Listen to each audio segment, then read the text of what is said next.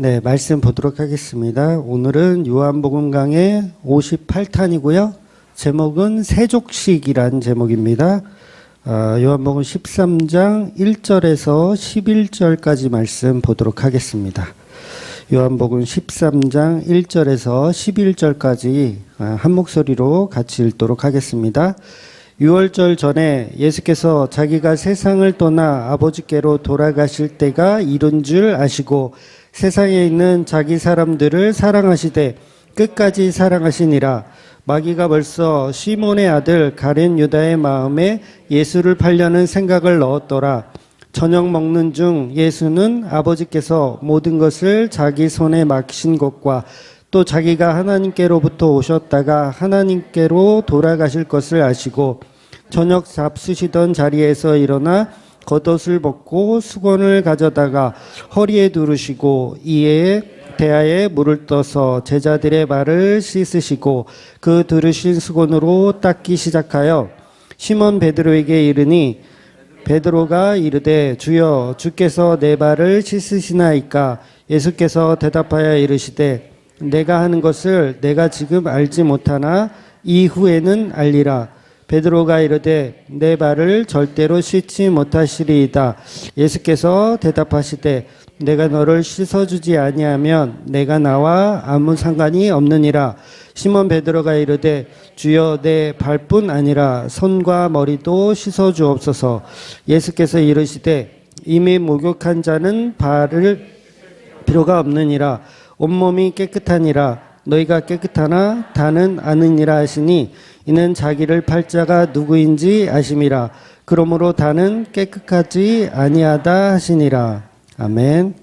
네, 오늘 말씀은 아주 유명한 말씀이죠. 세족식을 하는 그 모습을 담고 있는 본문입니다. 그러니까 예수님께서 제자들의 발을 닦아주시는 장면이 오늘 읽은 본문이죠. 그래서 이스라엘은 이제 그 모래먼지가 많은 동네이기 때문에 항상 신발도 이 샌들 같은 거를 신었다 그래요. 그 당시만 해도 구멍이 다 뚫려 있는 샌들. 우리나라 뭐 집신 옛날에 신은 것처럼 이렇게 막 정교하지만 나이키가 없을 시절이니까 정교하지 않은 신발로.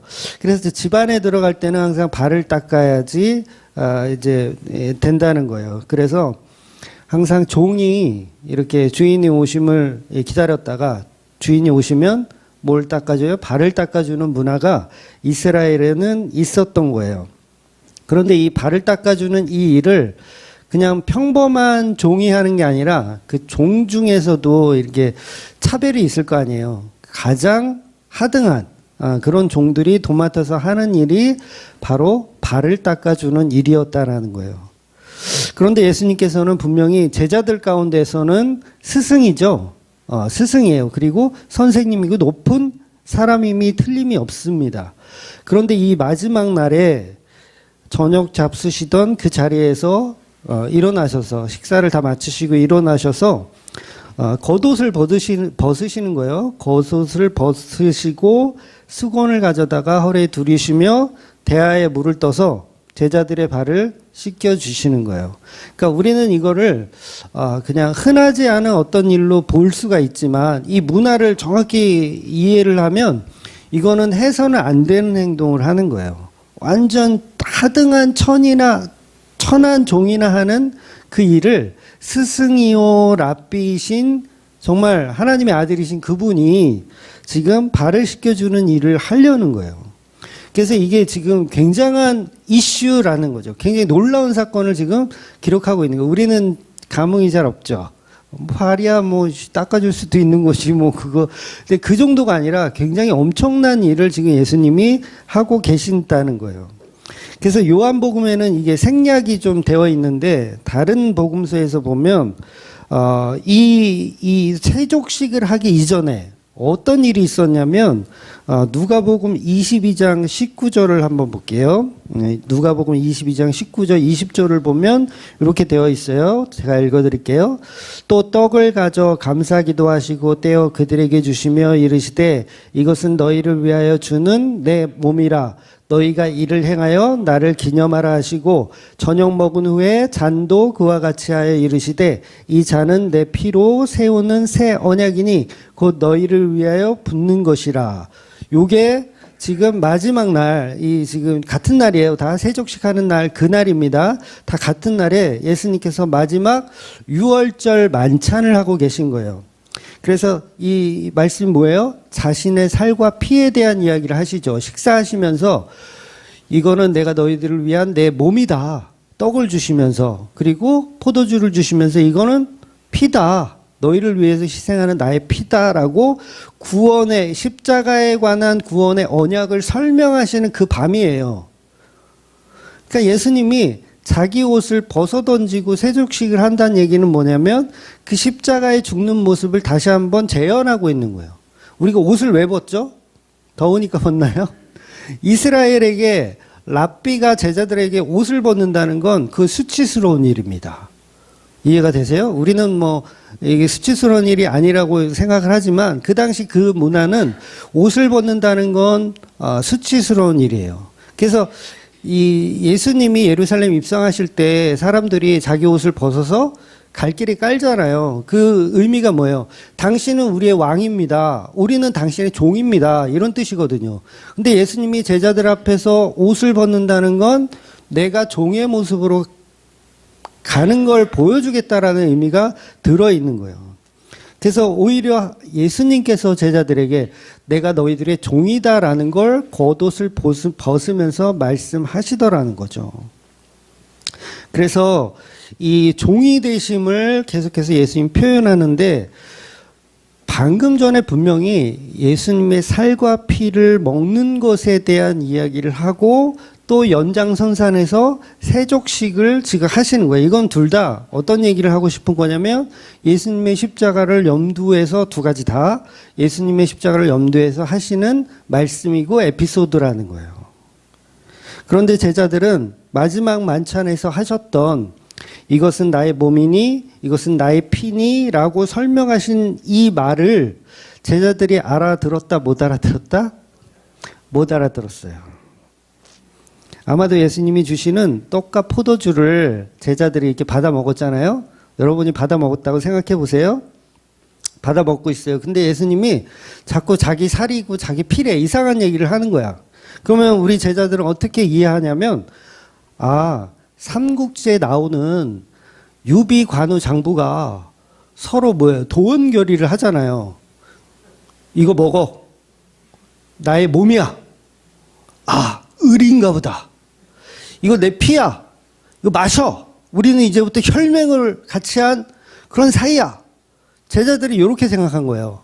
그러니까 이제부터 의리를 지켜서 뭔가 이제 대단한 일을 이제 곧 실천하실 것이니까 우리가 예수님과 혈맹을 맺어서 예수님 피래.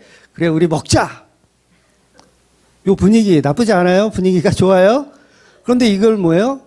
복음을 이해하지 못한 인간들이 생각하는 수준이 겨우 요 수준이라는 거예요.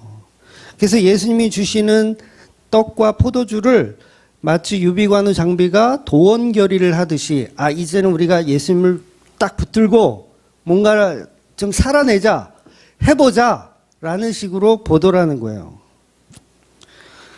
그러니까 예수님이 말씀하신 걸 못 알아듣고 있죠. 제자들은 약간 알아듣는 것 같은데 전부 알아듣는 게 아니라 좀 비슷하게만 알아듣는 거예요. 그러니까 이게 별거 아닌 것 같아도요. 오늘날의 수많은 교회들이 다 그렇게 예수를 믿어요. 도원결의 하듯이. 예수님 나의 살이고 나의 피야. 좋아 우리 하나 됐어. 그럼 이제 뭐예요? 세상을 씹어 먹어야 되죠. 세상을 이겨야 되고. 그러니까 세상을 정복하자. 세상에 으뜸이 되자. 우리 곁에는 누가 있다? 예수님이 있으니까 세상을 다 승리하자. 높은 자리에 올라가서 하나님 배신 때리지 말고, 높은 자리에 올라가더라도 하나님 배신 때리지 말고 의리를 저버리지 말자. 라는 식으로 성경을 이해하고 해석하더라는 거예요. 근데 그 얘기가 아니라는 게 문제예요. 뭔가 세상에서 어떤 일을 성취하고 나서 하나님께 영광을 돌려서 우리가 유비가는 장부처럼 의리 있게 하나님과 의리 다 맺으셨죠. 그렇게 해서 영광 돌리라는 식으로 우리가 해석하고 이해하더라는 거예요. 그래서 시상식에서 상을 받으면 어떻게 해야 되죠? 이 모든 영광을 하나님께 돌립니다. 이래야 뭔가 크리스찬답고 의리 있는 것 같고 그렇잖아요. 근데 예수님이 그 얘기를 하고 있는 게 아니라는 거예요. 그래서 제자들은 예수님의 살과 피는 없고 오히려 누가 더 많이 예수님의 살과 피를 먹었느냐 마셨느냐, 우리가 누가 더 의리가 있느냐, 그래서 누가 더 높은 자리에 차지할 것이냐. 예수님이 왕이 되시면 누가 국무총리 자리 할 거고 누가 국회의장 자리 할 거고, 요거를 뭐예요? 제자들이 서로 누가 높으냐를 싸움질을 하고 있었어요. 중요한 건 이게 어떤 날이다? 마지막 만찬에서 제자들이 누가 더 높은가를 가지고 싸움을 하고 있었다고요. 뭐예요? 예수님의 살과 피를 의리로 생각한 거예요. 도원결의로 생각한 거예요. 우리 예수님 끝까지 배신 때리지 말고 끝까지 지켜서 예수님이 승리할 때까지 우리가 서포트 해주자. 그래서 영광 가운데 오르면 우리 예수님 배신하지 말고 지켜내자. 라는 식으로 복음을 이해하더라는 거예요. 그래서 누가 더 높으냐를 가지고 이 마지막 날에, 중요한 날에, 예수님 이제 돌아가시는 그 날에 제자들이 서로 누가 높은지를 싸우고 있다라는 거예요. 누가복음 22장 24절에 보면 식사를 마치시고 포도주도 나누어 마신 그 다음 24절에 또 그들 사이에 그중 누가 크냐 하는 다툼이 난지라. 엄청난 일이죠. 마지막 날 이 떡을 먹어라. 너희들을 위한 나의 살이다. 포도주를 마셔라. 너희들을 위한 나의 피다라고 했더니 이 제자들이 그 얘기를 듣고 나서 누가 더 크냐를 가지고 싸움을 하고 있더라는 거예요. 정말 제자들이 눈물로 먹어도 모자란 떡과 포도주인데, 아닙니까? 눈물로 먹어도 모자란 떡과 포도주인데 그 자리에서 예수님의 말씀을 못 알아듣고, 예수님은 십자가에 죽는다는 그 말씀을 하시는데 그걸 못 알아듣고 서로 자기들끼리 누가 크냐를 다투고 있더라는 거예요. 이게 저와 여러분의 모습이고요. 한국 기독교의 현주소입니다. 십자가가 없고 다 고집 꼭대기에 올라가는 방향을 가지고 교회에서 열심히 연구하고 공부하고 있어요. 그래서 성공하면 하나님 배신하지 마십시오. 이런 설교나 듣고 앉아 있어요, 우리가. 내일이면 예수님 돌아가실 텐데, 유대 시간으로는 오늘이에요. 내일이면 예수님 십자가에 달려 돌아가시는데 제자들이 그 십자가의 마지막 말씀을 전해주는 그 메시지를 들으면서 누가 더 높은가, 누가 더 의리를 지킬 것인가를 싸우더라는 거예요. 그래서 예수님이 보니까 과관이죠. 야, 이거 어떡하냐 이것들을. 그래서 뭐 하신다고요? 옷을 벗으시는 거예요. 제자들이 깜짝 놀랐겠죠. 옷을 벗는다는 건 깜짝 놀랄 일이에요. 좀 동료 좀 해주세요. 그러더니 막 물을 떠다가 발을 씻기시는 거예요. 깜짝 놀래죠, 제자들이. 도대체 예수님은 왜 이런 행동을 하시는지. 세족식 왜 할까요? 예수님이 십자가를 못 알아들으니까 십자가를 한 번 더 이해하라고 말씀하시는 거예요. 그래서 예수님은 하등한 종들이나 하는 그 저주 가운데 사는 인생들이나 할 수 있는 그 종의 모습으로 세족식을 하고 계신 거예요. 다시 말해서 지금 우리가 나누어 먹는 이 마지막 만찬은 의리의 음식이 아니고 말 그대로 유월절 음식이에요. 유월절. 출애굽하기 전날에 양의 피를 바르고 나누어 먹던 어린 양의 살과 피를 먹는 이 자리에서, 이 현장에서 누가 더 높은가, 누가 더 잘났는가, 누가 더 고집 꼭대기에 설 것인가를 다투고 있으니 열통이 터진 예수님께서 세족식을 보여주시는 거예요. 그래서 예수님의 살과 피는 너와 나의 의리가 아니고 너희들의 큰 자리를 위해 준비하는 일도 아니며 오직 예수 그리스도께서 자기가 사랑하는 사람을 끝까지 사랑하시는 그런 역설적인 살과 피임을 설명해 주시는 내용이 바로 세족식. 세족식은 뭘 이야기한다? 십자가를 이야기하는 거예요. 여러분 보고 겸손하게 사세요, 이런 얘기를 하고 있는 게 아니라고요. 그래서 이 세족식 역시 우리가 해석할 때 예수님처럼 겸손한 종의 모습으로 사십시오, 우리 이렇게 알고 있지 않았어요? 여러분 겸손하게 좀 사세요. 돈 있다고 잘난 척 좀 하지 마시고, 예수님은요 여러분의 발을 닦아주시는 그런 일들까지 감당하신 분이에요. 여러분 겸손하게 사세요. 이게 복음이 아니란 얘기예요. 예수님은 십자가에 대한 구원의 가르침을 지금 세족식을 통해서 설명하고 있는 거예요. 그런데 여전히 우리는 우리가 좀 전에 싸움했으니까, 누가 높고 낮이고 싸움했으니까 겸손하라는 얘기구나, 또 그렇게 이해하는 거예요. 그래서 베드로가 어때요? 깜짝 놀라죠. 옷을 벗으시는 모습을 보고, 내 발은 절대 씻기시면 안 됩니다. 제가 오히려 예수님의 발을 씻겨 드려야지요. 이게 무슨 행동을 하는 거예요? 나는 십자가 필요 없어요 라는 말을 하는 거예요, 베드로가. 이걸 알미니안주의라고 하는 거예요. 나는 내 힘으로 발 닦을게요. 나는 내 힘으로 구원을 성취해 볼게요. 내 힘으로 십자가를 이루어 볼게요 라고 하는 거. 이 행동은 죄인된 성도가 예수님의 십자가를 거부하는 행동입니다. 나는 당신의 살과 피가 필요 없다라고 하는 말과 똑같은 거예요. 그래서 예수님 뭐라 그래요? 야, 가만히 있어. 내가 할 거야. 가만히 있어. 베드로가 자주 하는 실수예요, 이건. 그 1절에도 마태복음 16장에도 보면 예수님 말씀하시기를, 내가 예루살렘에 올라가서 장로들과 대제사장들과 서기관들에게 많은 고난을 받고 죽임을 당할 것이라는 말씀을 한 적이 있어요. 마태복음 16장에. 그랬더니 베드로가 항변하죠. 절대 그럴 일은 없습니다. 걱정하지 마십시오. 제가 옆에서 지켜드릴 겁니다. 절대 그럴 일 없습니다. 호언장담하는 거예요.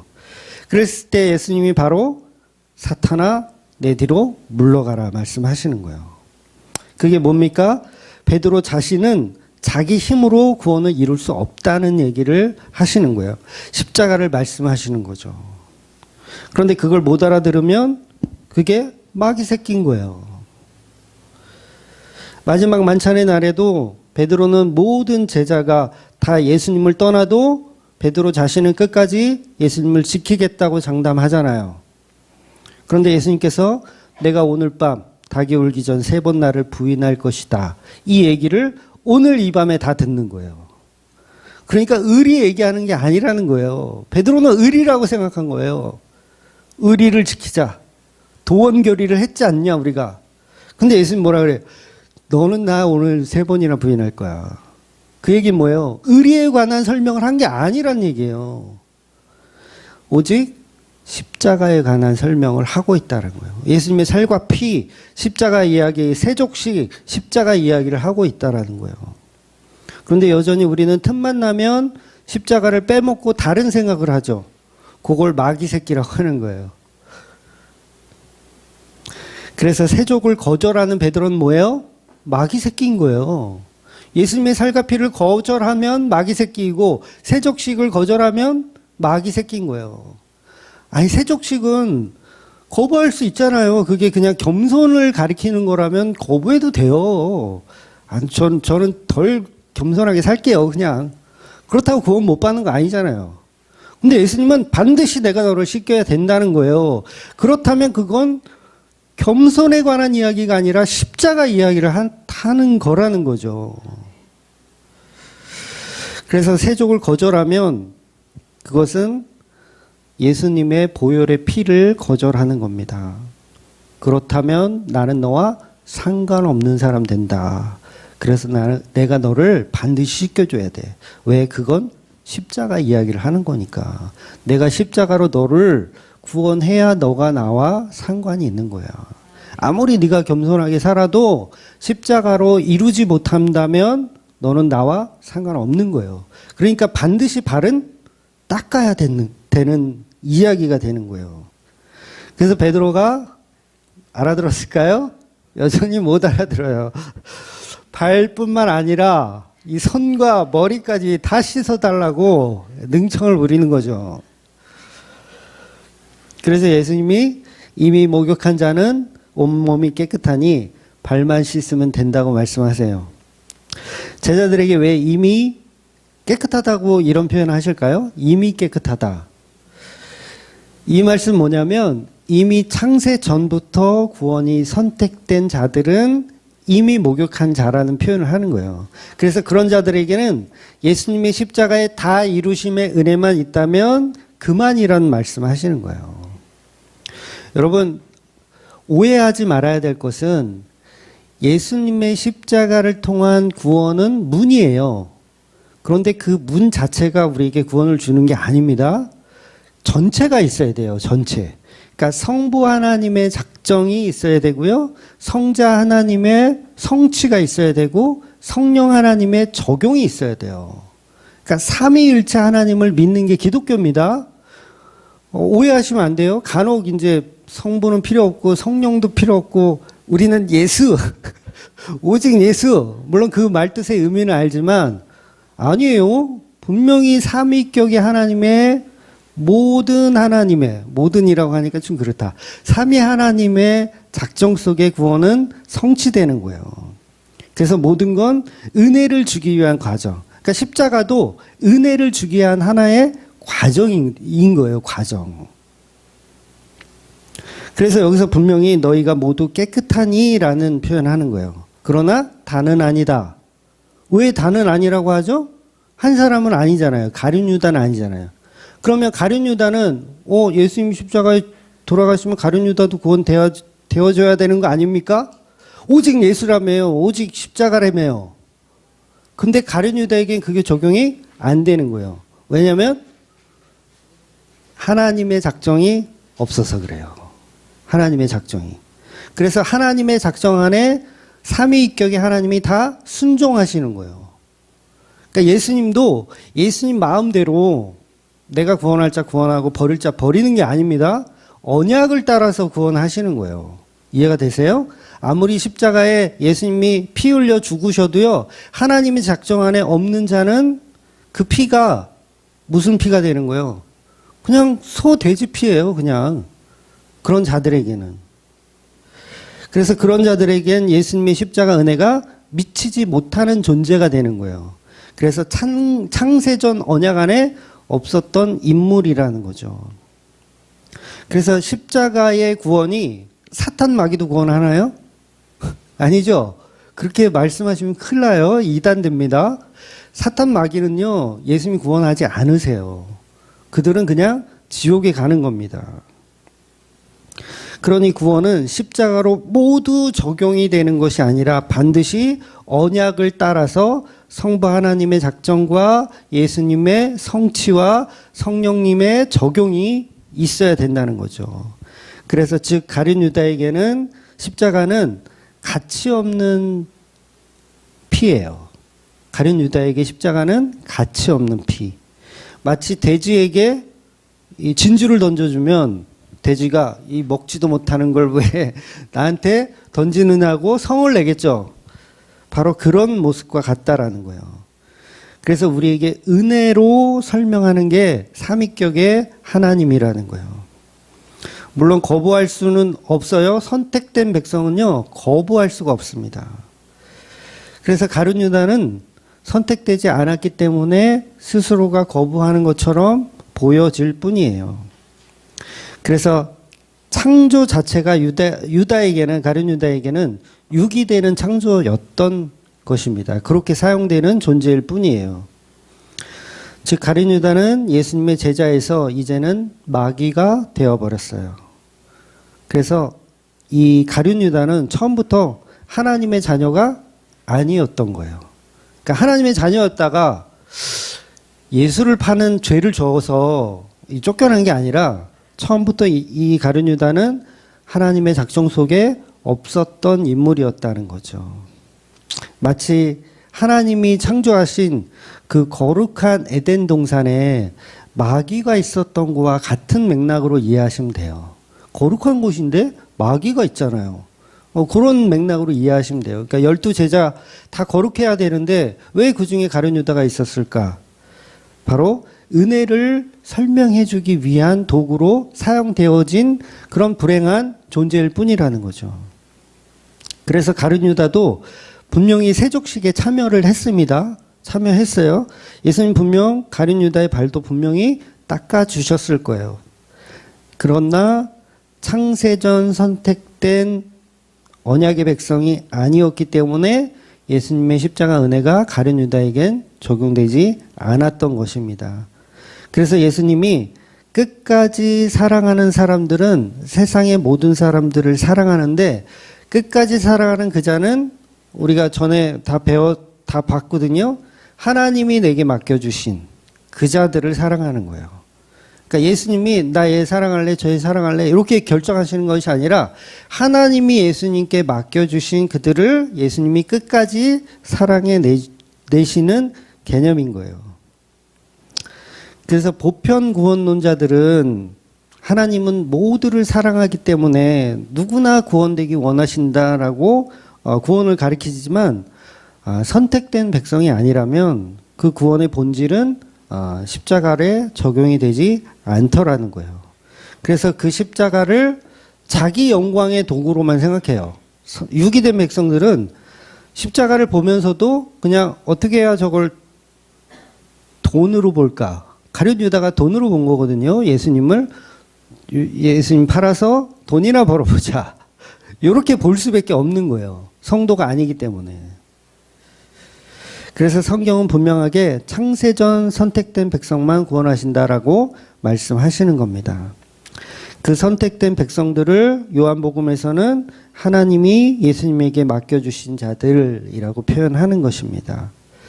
예수님 또한 자기 마음대로 백성들을 선택하고 사랑하는 것이 아니라는 거예요. 하나님의 뜻에 따라 하나님이 예수님께 맡겨주신 자들을 모두 찾아가서 구원해 내시는 것. 성령님도 동일합니다. 성령님도 하나님이 언약에 따라 약속하신 성도를 성령님 알고 계시잖아요. 그러면 찾아가시는 거예요. 그래서 구원을 적용시키시는 겁니다. 그래서 절대로 삼위격을 벗어나시면 안 돼요. 그러니까 약간 복음주의 진영에서도 자꾸 이걸 예수님에 너무 포커스를 맞추다 보면 성부 성령을 다 빼버리는 경우가 있어요. 그렇지 않습니다. 삼위격 하나님을 다 우리는 정확하게 이해를 하고 그리고 예수님을 믿어야 돼요. 잘 이해를 하고. 물론 하나님도 믿고 예수님도 믿고 성령님도 따로따로 믿으라는 게 아니라 다 예수님으로 통일된 하나의 하나님이지만 그런 개념을 잘 이해하셔야 됩니다. 그래서 구원은 철저하게 예수님 혼자 하시는 게 아니라는 거예요. 삼위격에 하나님이 다 같이 하시더라는 거죠. 그래서 그거 잘못하면 영지주의 쪽으로 가는 거예요. 성부 빼버리고 성령 빼버리면 영지주의로 가요. 그러니까 하나님이 인간의 모습으로 왔는데 그냥 옷만 갈아입고 왔다. 막 이런 식으로. 그분이 그분이다. 이렇게. 물론 맞는 얘기예요. 틀린 얘기는 아닌데 뉘앙스를 잘 이해하시죠? 네. 피드백이 없어 지금. 그러니까 복음주의 쪽에서도 그런 분들이 간혹 계신데 그러시면 안 됩니다. 그래서 이 세상 창조 자체가 성부 하나님 혼자 하신 게 아니에요. 창조 역시 성자, 성령 하나님이 다 같이 창조하신 거예요. 그렇다면 구원도 예수님 혼자 하시는 게 아니라 성부, 성자, 성령님의 공동 작품이라는 거예요. 그래서 피조물이라고 하는 거예요. 공동 작품이다. 재창조 역시 공동 작품이에요. 그래서 지금 하고 있는 이 세족식은 철저하게 십자가에 죽어서 이루실 그 보혈의 깨끗함에 관한 이야기를 보여주시는 성부, 성자, 성령 하나님의 말씀의 계시를 보여주는 거예요. 그래서 이 세족식은 십자가의 보혈로 저와 여러분의 죄를 씻어주는 내용이지 겸손 자체가 주제가 되면 안 돼요. 그게 본질이 되면 안 됩니다. 예수님은 자기 사람을 끝까지 사랑하시는데 십자가라는 겸손으로 사랑하신다. 이 표현이에요. 그러니까 겸손이 있기는 한데 십자가를 통한 겸손이에요. 그냥 겸손 아닙니다. 예수님을 그냥 겸손으로 보면 그거는 그냥 성인이에요. 성인. 뭐 소크라테스나 아니면 석가모니와 같은 그런 맥락으로 잘못 이해하게 돼요. 예수님이 하신 섬김은 십자가라는 거예요. 그래서 더러운 자는 하나님 나라를 못 들어가기 때문에 십자가의 보혈로 깨끗이 씻겨주겠다라는 에피소드를 오늘 본문이 담고 있는 거예요. 그래서 우리가 출애굽기 강해에서도 봤지만 물두멍 이야기가 나오잖아요. 물두멍. 그러니까 반드시 하나님이 계신 성소에 들어가려면 회막이라고 하죠. 예수님 하나님 만나는 회막. 그 회막에 들어가려면 반드시 물두멍에 손을 씻고 들어가야 돼요. 발을 씻고 들어가야 돼요. 손과 발을 씻고 들어가는 겁니다. 그래서 오늘 본문은 예수님이 그 물두멍에 물이 되어서 대야에 물을 떠서 제자들의 발을 닦아주시는 장면. 그러면 예수님이 뭐가 된 거예요? 물두멍이 되신 거예요. 물두멍이 돼서 내가 물두멍이야. 나를 통해서 나의 십자가를 통해서 아버지 하나님께 갈 수 있는 그 일을 내가 보여줄게 라고 하는 거예요. 그럼 그건 단순히 발 닦아주는 일이 아니라 십자가 이야기를 하고 있는 거죠. 그래서 십자가의 은혜를 통해서 들어갈 수 있다라는 걸 설명해 주시는 대목입니다. 그래서 이 마지막 만찬의 시간이 주님의 살과 피를 먹고 십자가의 말씀을 계속 하는데 제자들이 못 알아듣고 딴소리를 하니까 예수님이 조금 더 알기 쉽게 해주려고 세족식을 하고 계신 거예요. 물론 세족식을 했는데 제자들이 알아들었다? 여전히 못 알아들었다예요. 여전히 예수님이 물두멍이라는 사실을 못 알아듣고 있는 겁니다. 이렇게 2번, 3번 계속 설명하시잖아요. 예수님은 2번, 3번 여전히 못 알아들어요. 그러니까 우리 인간들이 참으로 못 알아들어요. 마치 원숭이한테 수학을 가리키는 것과 같아요. 못 알아들어요. 자꾸 바나나만 달래. 못 알아듣고 계속 바나나만 달래. 그래서 오늘 본문 7절을 볼게요. 예수께서 대답하여 이르시되 내가 하는 것을 내가 지금은 알지 못하나 이후에는 알리라. 세족식을 하는데 지금 너희들이 내가 이거 왜 하는지 너희들 못 알아들을 거래요. 근데 나중에는 알게 될 거래요. 그러면 못 알아들을 거라고 하면 뭐예요? 일단 겸손하게 살라는 말은 아니는 거죠. 그 정도는 다 알아듣잖아요. 그렇잖아요. 그러면 너희들이 지금은 못 알아들을 거지만 나중에 알게 될 거라는 얘기는 뭐예요? 이 세족식은 십자가 이야기하는 거다. 근데 이걸 어떻게 우리가 그동안 세족식은 겸손이었어. 수련회 가면 막 발 닦아주잖아요. 왜 그랬지 우리가? 왜 이렇게 못 알아들었지? 그러면서 여전히 누가 높은가? 누가 하나님께 칭찬받아서 상급을 많이 쌓고 있는가를 우리가 서로 연구하고 있었잖아요. 와, 미치겠는 거 아니에요, 이거? 그래서 나중에 알게 된다는 거예요. 그 나중은 십자가에 죽고 나서. 예수께서 십자가에 죽고 나서 성령이 임하시면 왜 세족식을 했는지 그때 돼서야 너희들이 알아듣게 될 거야 라는 거예요. 근데 아직도 못 알아듣고 있어요, 우리가. 그래서 성령께서 오셔서 말씀을 깨닫게 해주셔야 되는 거예요. 도대체가 우리는 예수님 말을 못 알아듣습니다. 그래서 지금은 우리가 잘 못 알아들어도요, 우리가 이제 복음 전하잖아요.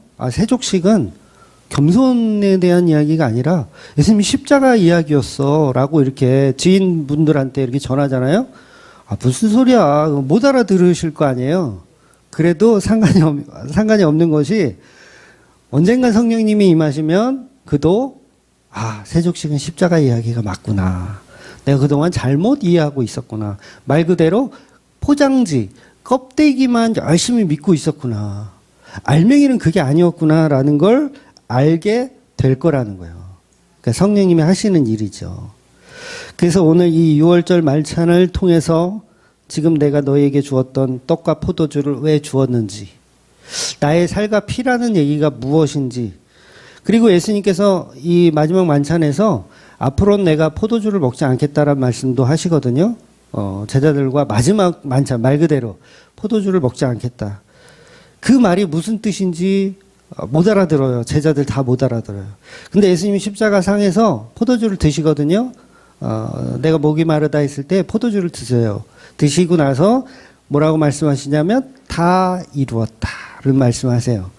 그러니까 그게 왜 그렇게 얘기했는지를 제자들은 전혀 못 알아듣고 있다가 나중에 성령이 임하고 나서 이 눈이 다 열리는 거예요.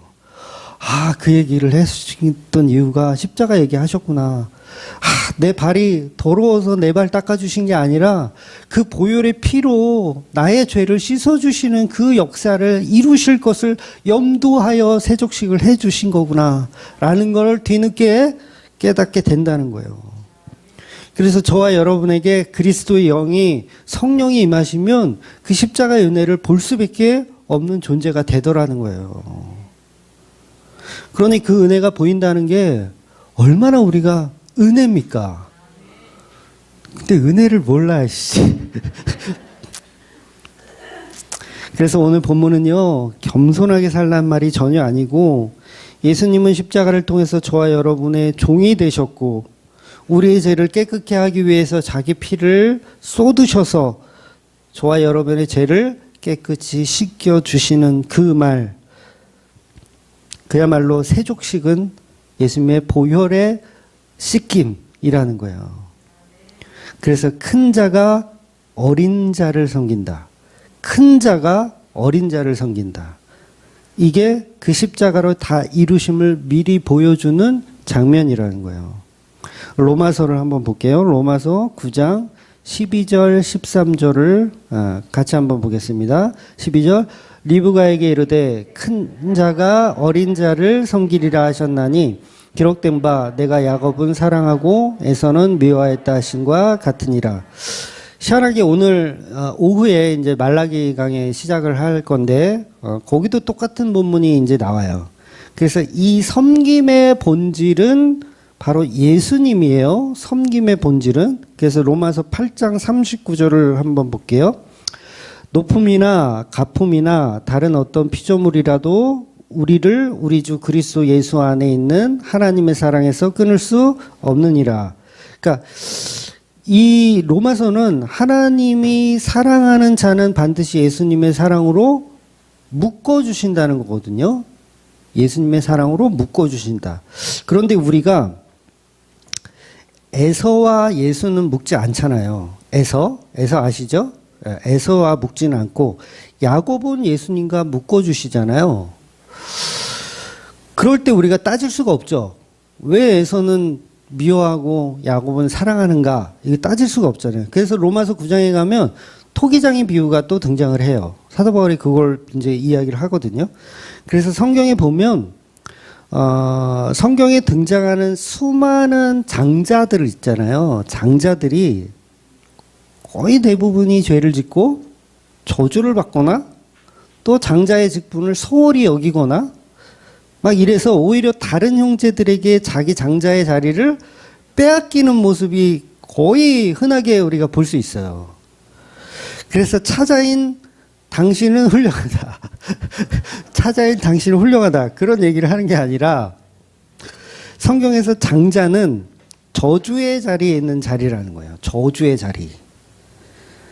그래서 아까도 말씀드린 대로 큰 자가 작은 자를 섬긴다.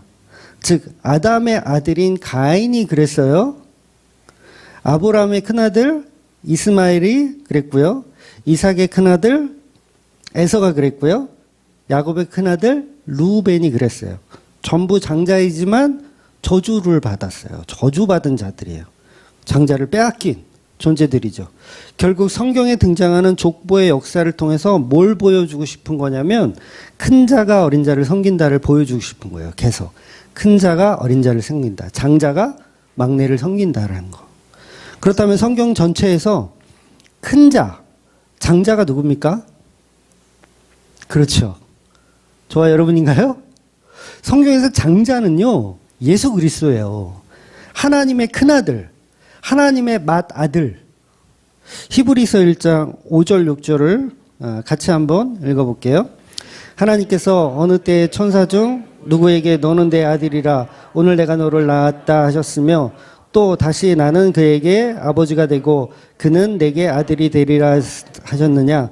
또 그가 맏아들을 이끌어 세상에 다시 들어오게 하실 때에 하나님의 모든 천사들은 그에게 경배할지어다 말씀하시며.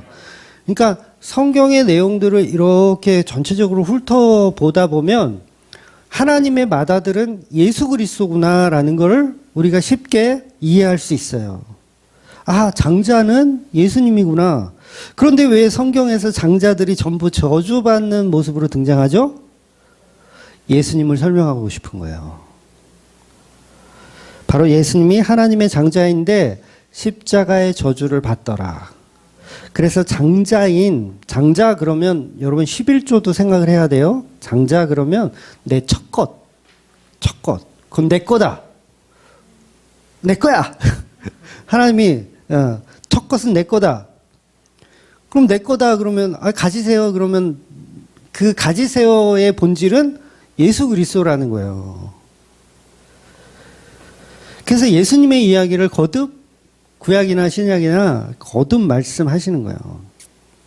6월절에 인간의 장자들이 저주를 받아 죽어야 되잖아요. 6월절에 10대 재앙, 10번째 재앙에서 장자들이 다 죽어야 돼.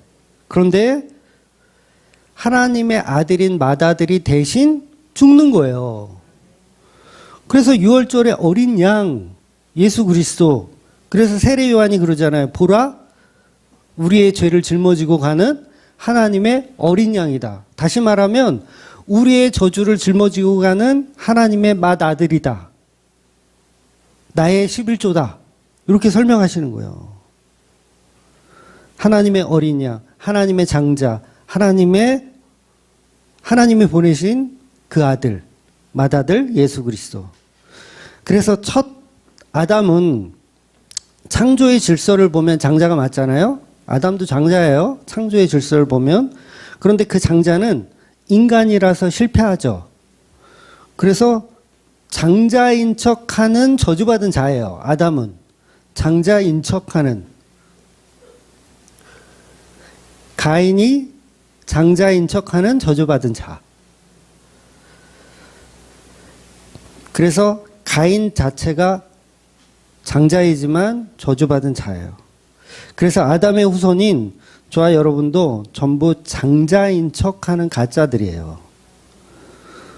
그래서 저와 여러분이 가인이고 저와 여러분이 이스마엘이고 저와 여러분이 에서이고 루벤이에요.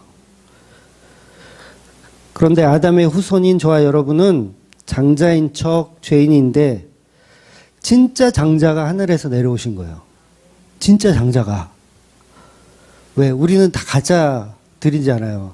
근데 진짜 하나님의 아들, 진짜 하나님의 맏아들이 이 영광을 버리고 이 땅에 내려오신 거예요. 이 땅에 오셔서 가짜 장자들을 위해서 십자가의 저주를 받아 죽으시는 거예요. 예수님이 죄 많이 지셔서 죽으셨나요? 아니요. 예수님은 흠이 없이 돌아가셨는데, 죄가 없이 돌아가셨는데 그 십자가의 죽으심으로 인해서 저주받아 죽어야 할 장자들, 6월절 저주받아 죽어야 할 장자들이 살아나는 이야기를 하는 거예요. 그래서 그 장자들을 다 끌어안고 십자가로 죽었다가 살아나시는 역사. 그래서 오늘 제자들이 서로 누가 높냐 싸우고 있죠. 그 얘기 뭐예요? 내가 장자다라고 싸우는 거예요. 내가 수제자인데, 내가 장자인데, 내가 받아야지 되잖아? 너 안드레 넌 절로 빠져, 막 이러면서 제자들끼리 서로 내가 장자다 하는 거예요. 가짜들이죠. 저주받아 마땅한 자들이죠. 가인처럼 쫓겨나야 하는 자들이죠. 그런데 예수님이 그들을 위해서 십자가에 달려 죽는 역사. 그래서 진짜 장자가 가짜 장자들을 살려내고 죽으시는 그 십자가.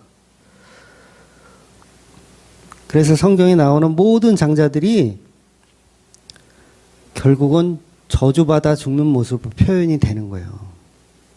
물론 예수님의 십자가를 통해서 뭐 가인이라든가 그런 사람들이 구원받았다는 얘기 하는 거 아니에요?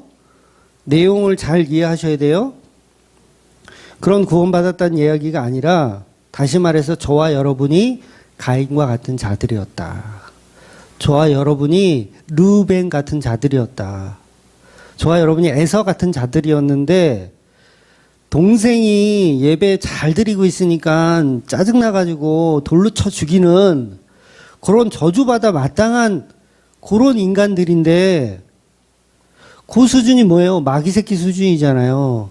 그럼에도 불구하고 예수님께서 십자가에 달려서 우리가 받아야 할 장자의 저주를 다 받아내시더라는 거예요. 그런데도 우리는 여전히 자기들이 높다고 나는 좀 상급 많이 쌓았잖아.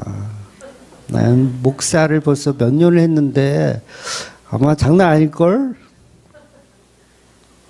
막 이러면서 엉뚱한 곳을 바라보고 있더라는 거예요. 진짜 겸손이 뭔지 모르는 거예요. 진짜 겸손은 예수님의 십자가예요. 그 십자가는 스승이 하등한 종이 되어서 우리를 섬기는 모습. 그래서 이것이 바로 옷을 벗는 일입니다. 베드로전서 2장 24절 볼게요. 같이 읽을게요. 친히 나무에 달려 그 몸으로 우리 죄를 담당하셨으니 이는 우리로 죄에 대하여 죽고 의에 대하여 살게 하려 하심이라. 그가 채찍에 맞음으로 너희는 나음을 얻었나니. 요게 세족식이에요. 조금 지금 읽은 이 말씀이 이게 세족식이구나. 그렇게 이해하시면 되는 거예요. 그래서 장자이신 예수님이 십자가에 달려서 큰 자가 작은 자를 섬기는 것, 그러니 예수님이 죄가 하나도 없으심에도 불구하고 장자들이 받았던 그 저주를 다 받아내시는 것, 십자가에서. 즉 죄는 우리 인간들이 다 짓고 우리가 장자라고 막 서로 싸우고 죄는 우리가 다 짓고 그 저주는 예수님이 짓는 거예요. 제자들이 왜 구원받아요? 죄는 지들이 다 짓고 지들이 높다고 지들이 장자라고 싸워놓고 저주는 예수님이 다 받아서 제자들을 구원시키는 내용이라는 거예요. 그러니 예수님이 가인과 같은 살인자가 되어서 죽으시는 거예요. 누명을 쓰고 죽는 거죠. 가인의 모습으로 죽고 에서의 모습으로 죽고 르우벤의 모습으로 죽는 거예요. 저주받아 마땅한 자로 죽는 거예요. 그러니까 성경에 나오는 인물들 우리가 욕할 게 아니라니까요. 야, 가인 이 자식은 어떻게 그럴 수가 있어? 아무리 화가 나도 그렇지 어떻게 짱돌을 들어서 동생을 이게 지옥 가야 돼, 이 새끼는. 근데 그게 우리의 모습이라는 거예요. 우리의 모습이 그러기 때문에 예수님이 그 가인의 모습을 한 우리를 살려내기 위하여 세족식을 하시더라는 거예요. 십자가에 죽으시더라는 거예요. 우리는 에서처럼 여전히 장자의 명분을 팔아먹는, 십자가를 팔아먹는 그런 모습으로 가더라는 거예요. 그래서 예수님이 십자가에서 외쳐 이르시되 아버지여 아버지여 어찌하여 나를 버리시나이까. 이 말씀 왜 할까요? 장자의 모습에서 버림받는 모습으로 가시는 거예요. 왜 그 에서가 그러잖아요. 이제 축복을 그 야곱이 뺏어가잖아요. 그랬을 때 이삭이 너에게 복을 줄 게 없다. 남은 게 없네. 이러잖아요. 그게 뭐예요? 저주받은 거죠. 남은 게 없어요. 긍휼이 없어. 남은 게 없어. 그 일을 당하신 분이 누구래요? 예수님. 십자가에서 아버지 어찌하여 나를 버리시나이까. 조금의 축복도 안 남으셨습니까? 나한테는? 너한테는 하나도 남은 게 없어. 넌 그냥 죽어야겠다. 여기 뭐예요? 가인이잖아요. 예수님이 그걸 당하신 거예요. 십자가에서. 그래서 큰 자가 작은 자를 섬긴다. 예수님이 우리를 섬기는 거예요. 예수님이 가인이 되어서 예수님이 정말 장자가 되어서 나쁜 장자가 되어서 동생을 섬기는 거예요. 그게 곧 섬김이고 십자가입니다. 그래서 하나님의 맏아들 예수께서 저와 여러분의 발을 닦아주신다는 것은 십자가에 죽는 그의 일에 관한 예표로 등장하는 거예요.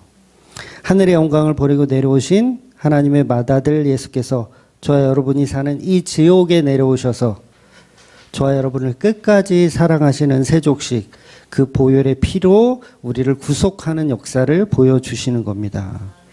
그래서 저와 여러분이 받아야 할 그 더러운 저주를 예수님이 대신 받아내시는 거. 우리가 살아야 할 종의 모습을 예수님이 종의 모습으로 살아내시는 거. 그래서 오늘 본문을 읽다 보면 제가 눈에 확 들어오는 단어 하나가 있더라고요. 정말 이거는 뭐에 꽂힌 듯이 홀린 듯이 그 글자 딱 두 글자거든요. 거기에 확 꽂혔어요. 그게 무슨 글자냐면 벌써라는 글자예요. 벌써. 이게 저는 너무 큰 감동으로 와 닿더라고요. 벌써라는 단어. 그러니까 본문 13장 2절을 한번 볼게요. 2절. 마귀가 벌써 시몬의 아들 가룟 유다의 마음에 예수를 팔려는 생각을 넣었더라.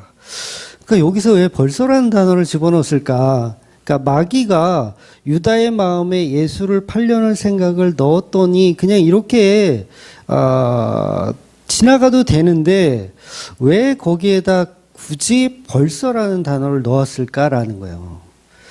여러분 잘 이해하세요? 가룟 유다에게 전에도 설명드렸지만 마귀라는 어떤 형상이 쑥 들어가가지고 이렇게 접신해가지고 이 가룟 유다가 죄를 짓는 거 아닙니다. 생각을 집어넣는 거예요. 생각.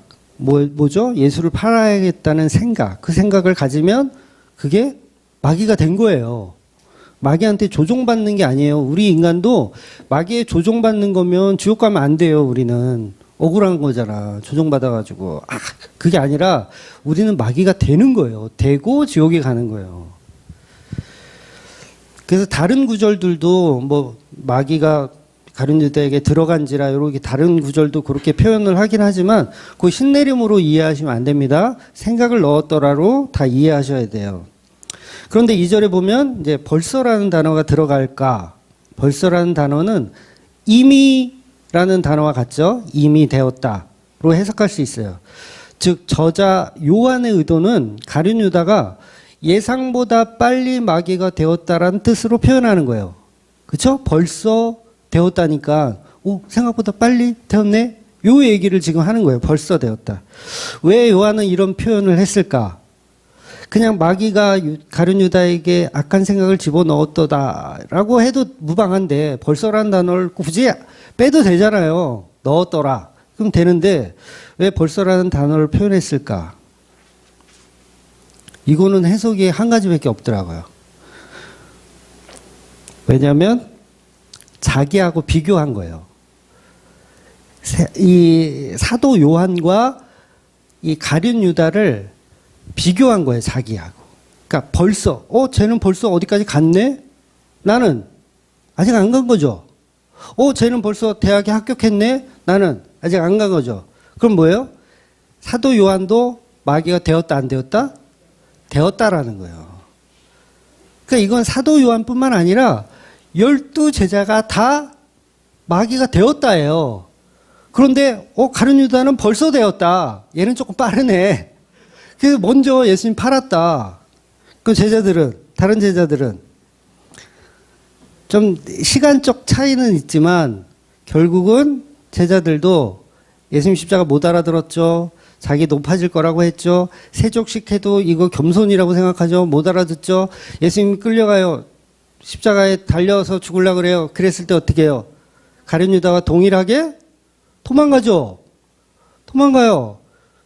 심지어 베드로는 난 그딴 새끼 몰라요.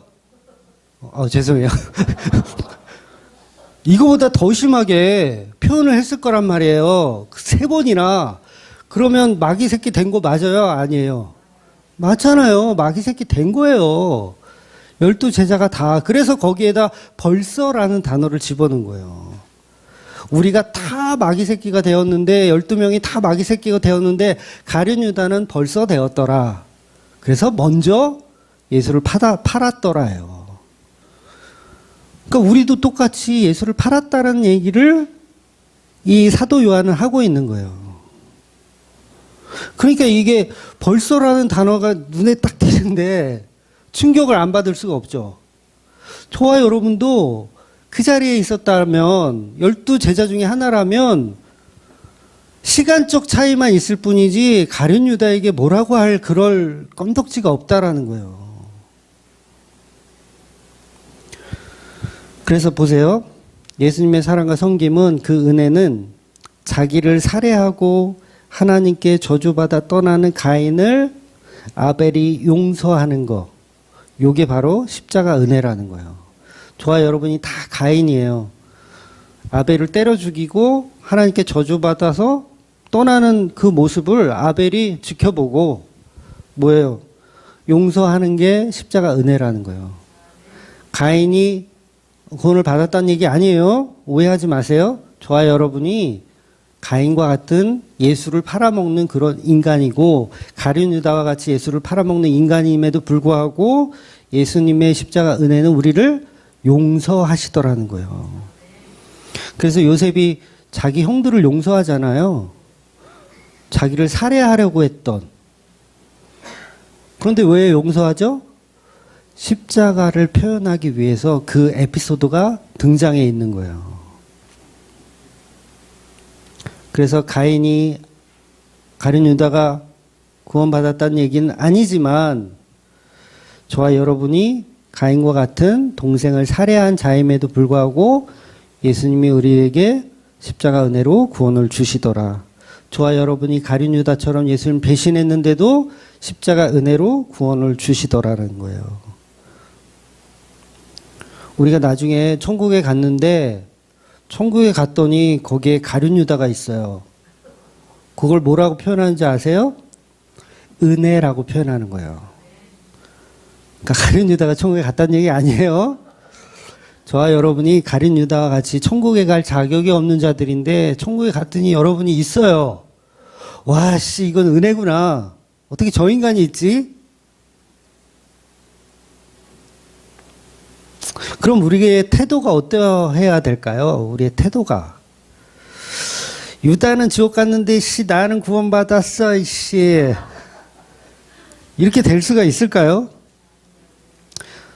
와, 한량 없는 은혜군요. 한량 없는 은혜군요.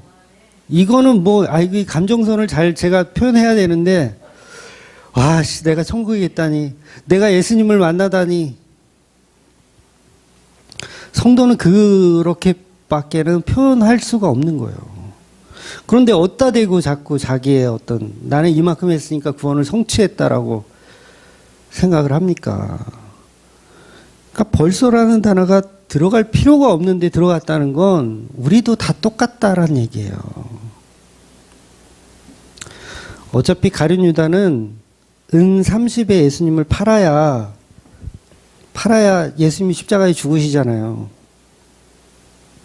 그날은 예수님이 잡히시기 전날이라고 할 수 있거든요. 바로 내일 밤이면 우리나라 시간으로 그러니까 유대 시간으로 오늘 밤이면 그럼 이제 다 끝나는 일이에요. 아주 조금의 차이예요. 벌써라는 단어가 들어간 건 큰 차이도 아니에요. 시간으로 차면 몇 시간 차이도 안 나요. 그래서 가룟 유다만 마귀가 된 것이 아니라 12제자 모두가 죽어 마땅한 마귀 새끼들이라는 거예요. 마태복음 26장 31절을 볼게요. 그때 예수께서 제자들에게 이르시되 오늘 밤에 너희가 다 나를 버리리라. 기록된 바 내가 목자를 치리니 양의 떼가 흩어지리라 하느니라. 요때 이게 너네가 나 다 떠날 거야. 이렇게 예수님 말씀하잖아요. 떠날 거야. 그때 베드로가 이제 허세를 딱 부리죠. 그게 이제 33절인데 33절 한번 같이 볼게요.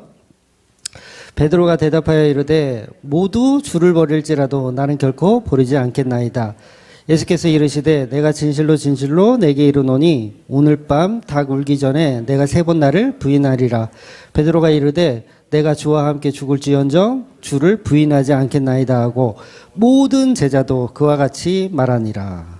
여러분 여기서 중요한 게 이 베드로만 호언장담한 게 아니고요. 35절에 보면 모든 제자들도 그와 같이 말하더라. 베드로처럼 그와 같이 말하더라. 그러니까 모든 제자가 다 오늘 밤에 너희가 나를 떠나리라 그랬을 때 무슨 소리 하시냐고. 우리는 도원결의한 사이 아닙니까? 우리 피를 나누어 먹지 않았습니까? 무슨 소리 하시는 거예요? 우린 절대로 예수님 배신할 일 없을 거예요. 라고 했다가 다 배신하죠. 그러니까 이게 베드로 형만 쓰레기가 아니라 다 쓰레기. 12명만 쓰레기인가요? 우리도 다 쓰레기인 거예요. 이 쓰레기를 위해서 예수님이 십자가에 달려서 죽으셨다는 거예요. 근데 여전히 우리는 쓰레기예요. 못 알아들어요. 어떻게 하겠다는 거야. 그러니까 예수님 보혈로 씻어줘야 되죠. 성령의 감동을 주셔야 되죠. 그래야 말씀이 이해가 되고 내가 죄밖에 내놓을 게 없구나. 내가 동생 때려 죽인 가인이구나. 그래서 예수님의 손과 발 씻어주시는 거예요. 예수님이 십자가로 씻어주시는 그 은혜만 바라보고 그 십자가만 바라보고 살 수 있을 수밖에 없는 게 성도예요. 근데 조금 우리가 겸손한 척 했다 그래서 자기 의를 드러내고 누가 높으냐 누가 낮으냐. 그래서 우리가 사는 날 동안 매일매일 세족식이 여러분 안에서 일어나는 그 십자가의 은혜를 발견하며 사시는 저와 여러분이 되시기를 주의 이름으로 축원드리겠습니다. 아멘. 기도하겠습니다.